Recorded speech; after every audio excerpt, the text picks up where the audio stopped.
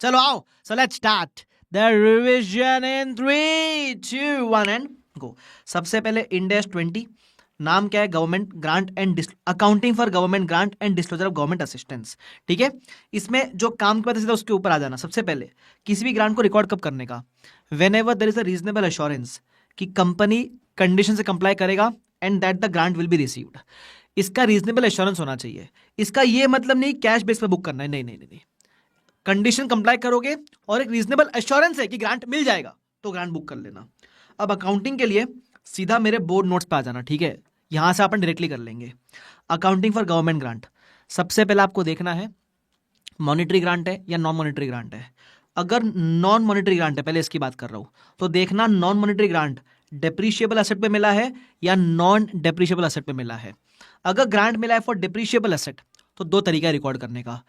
Free में, non monetary मतलब free में एसेट मिल गया तो दो तरीका, या तो एसेट को नॉमिनल वैल्यू पे रिकॉर्ड करो, 1 रुपया, 10 रुपया, 100 रुपया, मशीन टू गवर्नमेंट ग्रांट, खत्म, बराबर। या फिर सेकंड ऑप्शन है आप मशीन और ग्रांट दोनों को फेयर वैल्यू पे रिकॉर्ड करो, तो आप बोलोगे machine to deferred government grant. Why deferred government grant? अब जितने साल में आप मशीन को करोगे डेप्रिशिएट, उतने ही साल में गवर्नमेंट ग्रांट को आपको ट्रांसफर करना पड़ेगा प्रॉफिट एंड लॉस के अंदर, उतने साल में आप ट्रांसफर करोगे डीजीजी को प्रॉफिट एंड लॉस के अंदर। क्लियर है वाला पार्ट? सिंपल, खत्म। अच्छा, एक बात ध्यान रखना, तो अगर 1 साल के बाद की बात करूं तो सपोज लाइफ 5 ईयर्स थी, तो 1 साल के बाद आपका मशीन दिखेगा 8 सीआर पे, डीजीजी भी दिखेगा 8 सीआर पे। बैलेंस शीट में नेट ऑफ मत करना। हाँ, प्रॉफिट एंड लॉस में आपका डेप्रिसिएशन एक्सपेंस दिखेगा 2 सीआर का और गवर्नमेंट ग्रांट की इनकम दिखेगी 2 सीआर की। इसको आप चाहो तो आप नेट ऑफ कर सकते हो। क्लियर है वाला पार्ट? Yes sir. आगे बढ़ जाते हैं। फिर आएगा अगर आपको नॉन मॉनिटरी ग्रांट मिला है for a non depreciable asset. Non monetary grant मतलब फ्री में मिला लैंड, है ना, उसको बोलते हैं नॉन डेप्रिशिएबल एसेट, मिला आपको फ्री में। तो यहां भी दो मेथड है। पहला मेथड नॉमिनल वैल्यू पे रिकॉर्ड करो, दूसरा मेथड फेयर वैल्यू पे रिकॉर्ड करो। अब इसमें क्या होता है, आप लैंड और डीजीजी दोनों को फेयर वैल्यू पे रिकॉर्ड कर लोगे। अब क्योंकि लैंड डेप्रिशिएबल नहीं है तो डीजीजी को अपन प्रॉफिट एंड लॉस में ट्रांसफर कैसे करें? बिकॉज ऊपर वाले केस में तो अपन in the ratio of depreciation transfer कर रहे थे, यहां कैसे करेंगे? तो यहां देखना पड़ेगा ग्रांट कंडीशनल है या अनकंडीशनल है।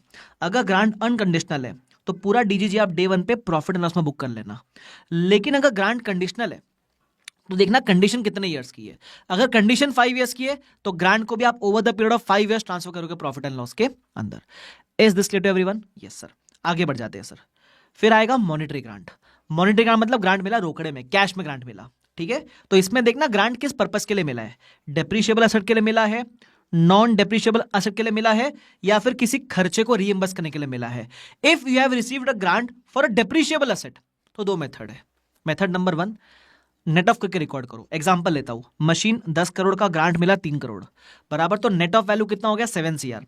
तो आप मशीन को सीधा नेट करके रिकॉर्ड करना, मतलब मशीन 10 करोड़ का खरीदा आपने तो आपने एंट्री मारी machine to cash bank 10 CR, जो ग्रांट है उसको मशीन के कॉस्ट से एडजस्ट कर देना, तो बोला कैश बैंक टू मशीनरी। तो आपका मशीन का नेट वैल्यू कितना हो गया 7 सीआर। आप मशीन को 7 सीआर पे दिखाओगे और डेप्रिसिएशन भी 7 सीआर पे चार्ज करोगे। पहला मेथड है, ठीक है, सिंपल। दूसरा मेथड, आप चाहो तो मशीन असेट मशीन और ग्रांट दोनों को फेयर वैल्यू पे रिकॉर्ड करो। मशीन को 10 सीआर पे, ग्रांट को 3 सीआर पे। अब मशीन जितने साल में करोगे डेप्रिशिएट, उतने ही साल में ग्रांट को ट्रांसफर करना प्रॉफिट एंड लॉस के अंदर। तो अगर आपने मशीन किया depreciate over a period of 5 years तो ग्रांट भी जाएगा प्रॉफिट एंड लॉस में over the period of 5 years. एकदम मीठा मीठा प्यारा प्यारा शिंचन शिंचन प्यारा प्यारा खत्म हो गया। क्लियर? आगे बढ़ जाओ सर। अगर आपको मॉनिटरी ग्रांट मिला है, मेथड नंबर 1 और 2 तो हो गया अपना। आगे बढ़ जाओ। मॉनिटरी ग्रांट मिला है for a non depreciable asset, land 10 CR का आपने खरीदा और 3 करोड़ का आपको ग्रांट मिला, तो यहां भी दो मेथड है। पहला मेथड, आप एसेट को रिकॉर्ड करके नेट ऑफ ग्रांट, मतलब land 10 CR to cash bank 10 CR, cash bank to land 3 CR, मतलब जो ग्रांट मिला उसको आपने लैंड से एडजस्ट कर दिया। तो लैंड कौन से वैल्यू पे रिकॉर्ड हुआ बताओ हीरो लोग? 7 सीआर पे। सेकंड केस में दोनों को फेयर वैल्यू पे रिकॉर्ड करो। अब लैंड को आपने रिकॉर्ड किया 10 सीआर पे, डीजीजी बुक किया आपने 3 सीआर पे। अब थोड़ी बुद्धि लगा के बताओ इधर दिक्कत क्या होगी? इधर आपकी दिक्कत ये होगी कि ये डेप्रिशिएबल तो नहीं है, ये डेप्रिशिएबल तो नहीं है, तो फिर क्या चेक करेंगे? Very good answer, conditional unconditional check करेंगे। अगर ग्रांट कंडीशनल है तो जितने साल की कंडीशन है उतने साल में ट्रांसफर करेंगे। अगर ग्रांट इज अनकंडीशनल तो उस केस में डे 1 पे प्रॉफिट एंड लॉस में ट्रांसफर कर सकते हो। कहानी खत्म। बोलो यस और नो सर, बोलो फटाफट से यस और नो। Yes sir. आगे बढ़ो सर। अब अगर आपको ग्रांट मिला है फॉर एनी एक्सपेंडिचर इनकर्ड, किसी खर्चे को रीइंबर्स करने के लिए ग्रांट मिला है, तो फिर क्या करेंगे? तो उस केस में देखना पड़ेगा ग्रांट कितने साल के खर्चे को रीइंबर्स कर रहा है। If the grant is received to reimburse the expenditure of 1 year, तो ये सीधा मैचिंग कंसेप्ट है। जितने साल का खर्चा रीइंबर्स हो रहा है उतने साल में ग्रांट जाएगा प्रॉफिट एंड लॉस में। अगर ग्रांट रीइंबर्स कर रहा है खर्चा 1 साल का, तो 1 साल में ट्रांसफर करना प्रॉफिट एंड लॉस में। अगर ग्रांट मिला है टू रीइंबर्स द खर्चा ऑफ 3 इयर्स, तो ग्रांट को बुक करना डीजीजी और 3 साल में ट्रांसफर करना प्रॉफिट एंड लॉस में। अगर ग्रांट मिला है to reimburse any past expenditure incurred, तो इमीडिएटली डे 1 पे प्रॉफिट एंड लॉस में ट्रांसफर कर देना। खत्म। ये था ग्रांट का अकाउंटिंग। वेरी सिंपल अकाउंटिंग, ठीक है, कुछ है नहीं। अब आएगा refund of government grant. Refund मतलब आपने जो पर्पस के लिए ग्रांट मिला था वो पर्पस के लिए यूज नहीं किया, अब गवर्नमेंट आके बोलता है ला भाई ला ला मेरा ग्रांट वापस ला, तो उस केस में रिफंड ऑफ गवर्नमेंट ग्रांट का अकाउंटिंग कैसे होगा? इट डिपेंड्स कि जब ग्रांट मिला था तो आपने क्या अकाउंटिंग किया था। मान लो जब ग्रांट मिला था तो आपने प्रॉफिट एंड लॉस में ट्रांसफर किया था, तो रिफंड को भी आप प्रॉफिट एंड लॉस से एडजस्ट करोगे, PNL to cash bank, simple. जब ग्रांट मिला था तो आपने डीजीजी में ट्रांसफर किया था और डीजीजी से आप हर साल पीएनएल में ट्रांसफर कर रहे थे, तो जितना भी रिफंड करोगे उस दिन पे ये देखना रिफंड के डेट पे डीजीजी में बैलेंस कितना पड़ा है। तो सपोज रिफंड किया 3 CR का, उस दिन डीजीजी के अंदर बैलेंस 1.2 CR का पड़ा है, तो जितना डीजीजी का बैलेंस है उतना डीजीजी रिवर्स करना, बैलेंस आप प्रॉफिट एंड लॉस से पे ऑफ करोगे, ऐसा। तीसरा, जब ग्रांट मिला था तो असेट की कॉस्ट कम की थी, तो रिफंड को भी असेट की कॉस्ट में एडजस्ट करोगे, तो एंट्री क्या मारोगे? PP two cash bank. अब लॉजिकल बात है, जैसे आपने कॉस्ट से एडजस्ट किया पीपी की कैरिंग ऑन बढ़ेगी, तो अभी बुद्धि लगा के बताओ, अगर कैरिंग ऑन बढ़ी तो क्या होएगा? चेंज। ए हे सर, रहा नहीं जाता, very good, depreciation will also change. Clear? खत्म सर। आगे बढ़ो। अब आएगा अगला point, loan eight less than market rate of interest. कभी कभी गवर्नमेंट ग्रांट के फॉर्म में आपको लोन दिलाएगा सस्ते रेट ऑफ इंटरेस्ट पे, तो फिर अकाउंटिंग कैसे करेंगे इसको अपन एग्जांपल समझेंगे। तो एक काम करो, कंसेप्ट तो हो गए खत्म सारे, अब आ जाओ क्वेश्चंस के ऊपर। क्वेश्चन में समझ लेंगे। ये रहा loan eight less than market rate of interest, तो इसमें आपको फाइनेंशियल इंस्ट्रूमेंट्स आना चाहिए, ध्यान रखना। सपोज गवर्नमेंट लोन लिया अपन ने 50 लाख का, 5% का कूपन रेट है, मार्केट में 12% की रेट है। सॉल्व कैसे करेंगे? Step number 1, cash flows.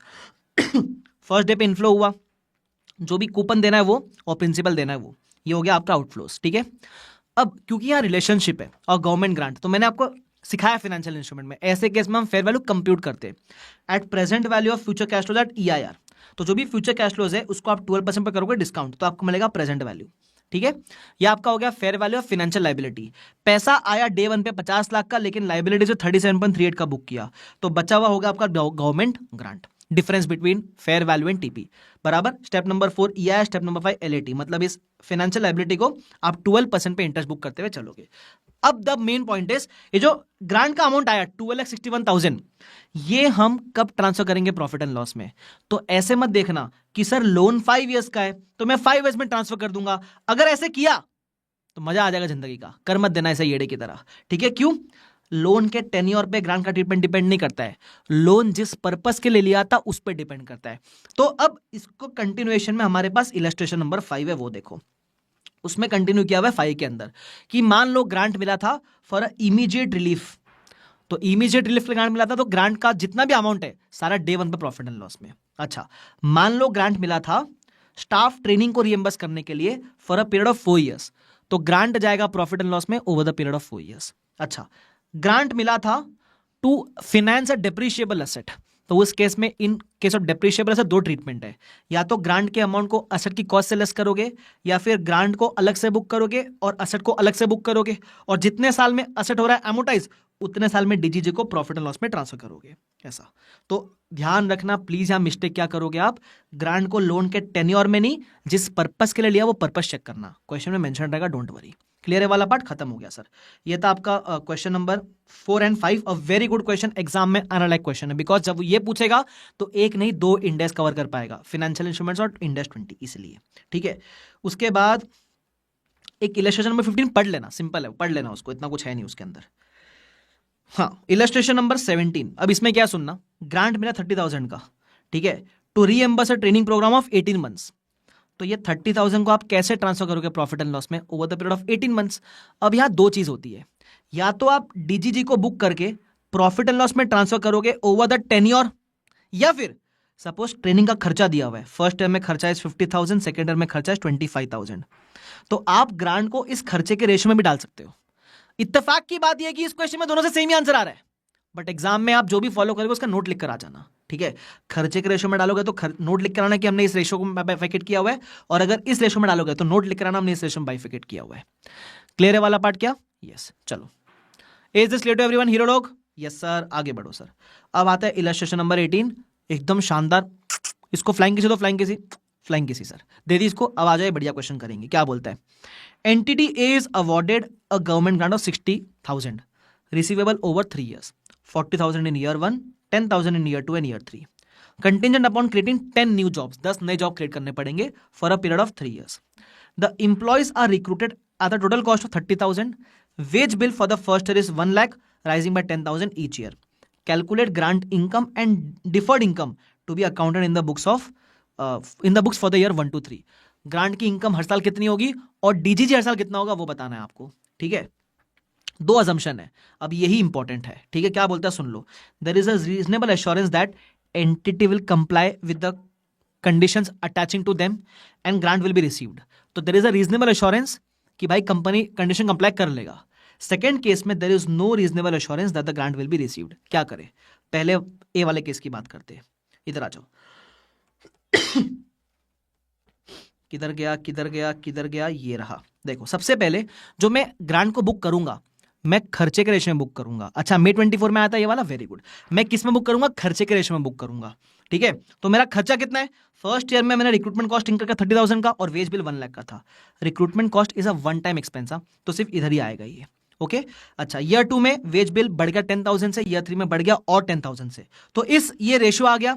खर्चे को आप इस रेशियो में बुक करोगे तो प्रॉफिट एंड लॉस में इस रेशियो में जाएगा, पहली चीज। सेकंड चीज, अब आपका अजम्पशन क्या है? पहला अजम्पशन ये बोलता है कि रीजनेबल एश्योरेंस से ग्रांट मिल जाएगा, तो पैसा कितना आया उससे फर्क ही नहीं पड़ेगा। 40 आया, 10 आया, 10 आया, उससे फर्क नहीं पड़ेगा। सीधा 60 को डीजीजी मानोगे आप, बराबर। और कैसे बुक करोगे देख लो। डीजीजी हो गया 60, कैश बैंक डे 1 पे 40 आ गया था, बाकी रिसीवेबल है। अब इस डीजीजी को आप ट्रांसफर करोगे प्रॉफिट एंड लॉस में, तो बोलोगे डीजीजी टू पीएनएल, जो भी रेशियो इस रेशियो में, बराबर। फिर नेक्स्ट वापस DGG to PNL, DGG to PNL, ऐसा करके। तुमको समझा क्या? ये कब करोगे? केस नंबर 1 के अंदर। तो अगर आपको एक्चुअली मेन सोल्यूशन इतना ही है कि डीजीजी ये रहा, इतना ट्रांसफर किया प्रॉफिट लॉस में, इतना बैलेंस बचा, फिर नेक्स्ट ईयर इतना किया, इतना बैलेंस बचा, नेक्स्ट ईयर इतना किया, इतना बचा, ये मेन सोल्यूशन है। एंट्रीज तो सिर्फ एक्स्ट्रा पार्ट है आपके लिए। मजा आता है केस बी के अंदर, जब वो बोलता है there is no reasonable assurance that the grant will be received. अगर ग्रांट मिलने का कोई रीजनेबल एश्योरेंस नहीं है, फिर क्या करेंगे? तो उस केस में बोलता है कि डीजीजी को बुकिंग करेंगे each year based on the actual receipt basis. जितना पैसा आया उस बेस पे डीजीजी को बुक करेंगे, लेकिन जो अमाउंट प्रॉफिट लॉस में ट्रांसफर करना है उसमें कोई चेंज नहीं होगा। प्रॉफिट एंड लॉस में आप यही अमाउंट ट्रांसफर करोगे। सर ऐसे कैसे? सिखाता हूं। मान लो आपको डीजीजी आया cash bank to DGG 40-40, but जब इस डीजीजी को ट्रांसफर करना है पीएनएल में तो इस रेशो में करना है, तो ये रेशो किस अमाउंट पे लगाएंगे? 40 पे लगाए कि 60 पे लगाए? तो इस रेशो को आप 60 पे ही लगाओगे। मतलब सिर्फ डीजीजी का जो अमाउंट है वो बदलेगा, उसमें से जो प्रॉफिट लॉस में ट्रांसफर होगा उसका कैलकुलेशन वोंट चेंज। ये बात आप ध्यान रखना, ठीक है। तो इसका टेबल कुछ ऐसा है। फर्स्ट डे पे डीजीजी 40, इसमें से गया पीएनएल में, पीएनएल का transfer amount is same as case A, ठीक है। तो बचा डीजीजी इतना। फिर ये बनेगा ओपनिंग, इस साल अपन ने 10,000 और बुक किया DGG because we are booking on cash basis. फिर इतना गया पीएनएल में, इतना बचा। फिर आपने 10,000 और बुक किया तो इतना ट्रांसफर गया पीएनएल में, लास्ट में खत्म हो गया, 0 हो गया। ध्यान रखना। तो ये इलस्ट्रेशन नंबर 18, इसके 2 अजम्पशन बड़े शानदार है, ओके। एनीवेज आगे बढ़ जाते हैं सर। क्वेश्चन नंबर 1 कर लेना, कंसेप्चुअल है, मतलब वो कौन सा ग्रांट कहाँ जाना चाहिए, जो कंसेप्ट डिस्कस किया उसी के ऊपर है, कुछ नया नहीं है इसके अंदर। Question number 1 just read. Question number 3 बढ़िया क्वेश्चन है ये, सुनना क्या बोलता है। हम एक प्लांट के ट्रीटमेंट के लिए इंटरेस्ट फ्री लोन ले रहे हैं। लोन का अमाउंट कितना रहेगा? 50% of cost of plant. Loan 5 साल में रीपेबल है, ठीक है। एनीवेज आगे बढ़ते हैं। एंटायर लोन अमाउंट, अगर अच्छा आपने ब्रीच वगैरह किया कुछ तो लोन अमाउंट रीपेबल करना पड़ेगा along with the penalty of 10 lakh. मतलब अगर आपने कोई ब्रीच किया तो लोन तो देना ही है, साथ में आपको पेनल्टी भी देना है, ठीक है। प्लांट का अमाउंट 50 लाख है तो उसका लोन कितना मिलेगा? 25 लाख का लोन मिलेगा। इंटरेस्ट फ्री लोन है, कूपन 0% रहेगा, ईआईआर 12% है। तो अब सॉल्व कैसे करेंगे सर इसको? आगे भी पढ़ लेता हूं। A Limited has a accounting policy of recognizing government grant in relation to depreciable asset in proportion of depreciation expense। मतलब उन लोग बुक करते हैं डीजीजी और डीजीजी को ट्रांसफर करते हैं प्रॉफिट लॉस में over the period of 5 years। 5 years is the life of the asset also by the way, ठीक है। एनीवेज, फिर बोलता है 31 मार्च 13 को हमको एंटायर लोन रीपे करना पड़ गया अलॉन्ग विद द पेनल्टी। भाई मतलब ब्रीच कर दिया 2 साल के बाद। लोन की बात कब की है? लोन की बात की है 1 अप्रैल 11 में, ब्रीच हुआ है 2 साल के बाद। एक काम करते हैं, पहले बेसिक अकाउंटिंग कर लेते हैं अपन, इधर आ जाओ। बेसिक अकाउंटिंग में क्या क्या आ जाएगा अपना? सबसे पहले आपने लिया है लोन 25 लाख रुपए का, तो इधर आ जाओ 25 लाख का लोन लिया है आपने। कूपन कुछ है नहीं, 0% कूपन है, ठीक है, तो वो 0% कूपन रहेगा और बाद में रीपेमेंट रहेगा 25 लाख का। अब निकालोगे फेयर वैल्यू, क्या है? Fair value is equal to present value of future cash flow EIR, तो निकालोगे आएगा 14,18,567। डिफरेंस निकालोगे, ग्रांट का अमाउंट है 1081,433। अब इसको कंपनी बोलते हैं कि हम बुक करेंगे DGG, ट्रांसफर करेंगे प्रॉफिट लॉस में over the period of 5 years, ठीक है, कोई दिक्कत नहीं है सर। ये हो गया EIR, बनाओगे LAT। अब LAT पूरे 5 साल का मत बनाओ, 2 साल के बाद ग्रांट होने वाला रिफंड, तो 2 साल के बनाओ। तो LAT बनाओगे 2 साल का, क्लोजिंग बैलेंस बचा 17,79,450।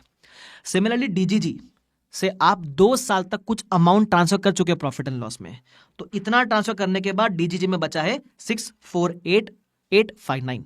अब करना क्या है? अब आपको हो गया रिफंड देने का बारी, ठीक है। तो एंट्री क्या मारोगे? एक तो पेनल्टी भरनी है और एक लोन का अमाउंट रिपे करना है। तो जो लोन का अमाउंट है टू कैश बैंक, आप बोलोगे 25 लाख। अब जो लोन बचा है उसको खत्म करो, फाइनेंशियल लायबिलिटी 17,79,450, और जो DGG बचा है उसको भी खत्म करो 648,859। जो बैलेंस है वो जाएगा प्रॉफिट एंड लॉस में। ये आपने 25 लाख लोन का दिया है, 10 लाख पेनल्टी भी तो दोगे, तो उसका बोलोगे टू कैश बैंक, डेबिट कर देना प्रॉफिट एंड लॉस में। आप कंबाइन एंट्री भी मार सकते हो, कोई दिक्कत नहीं है। दैट्स इट, खत्म हो गया क्वेश्चन, और कुछ है ही नहीं इसके अंदर। क्या बात करो, हो गया सर? सच मैं नहीं मानता। अरे हो गया भाई। आगे उसके बाद है क्वेश्चन नंबर 4, ठीक है। Question number 5 can just give a read, it is same as illustration 4 types करते थे ना अपन, वैसे सेम है, कुछ है नहीं नया उसके अंदर, खत्म हो गया। अरे भाई ये तो शुरू होते खत्म हो गया भाई। हाँ भाई, ये तो शुरू होते खत्म हो गया।